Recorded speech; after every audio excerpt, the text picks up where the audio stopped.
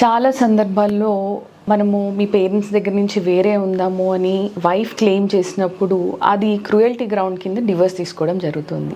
అయితే అన్ని కేసెస్లో ఇది వర్తిస్తుందా అంటే కాదు.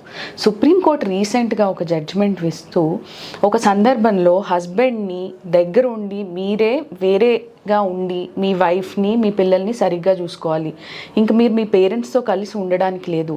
ఎందుకు అని చెప్పింది అంటే ఇలా మితిమీరిన వాళ్ళ ఇన్వాల్వ్మెంట్ అంటే అత్తామామల ఇన్వాల్వ్మెంట్ వాళ్ళ లైఫ్లో మితిమీరిపోయి ఉండడము, వాళ్ళ 9 సంవత్సరాల పాపని పట్టించుకోకపోవడము, అండ్ షీఈస్ ప్రెగ్నెంట్ లేడీ ఆవిడ్ని కూడా పట్టించుకోకపోవడం వల్ల వీళ్ళ వల్లనే గొడవలు వస్తున్నాయని సుప్రీంకోర్టు భావించి హస్బెండ్ని ఏమని చెప్పింది అని అంటే హస్బెండ్కి మీరే ఓనర్షిప్ తీసుకొని ఇంకో ఇంటికి మారి వాళ్ళని సరిగ్గా చూసుకోవాలి.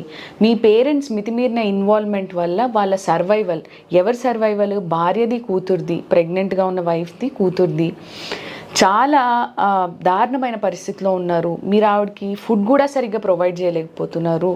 సో డెఫినెట్లీ మీరు ఇంకో ఇల్లు పెట్టి వాళ్ళని సరిగ్గా చూసుకోవాలి అని చెప్పడం జరిగింది.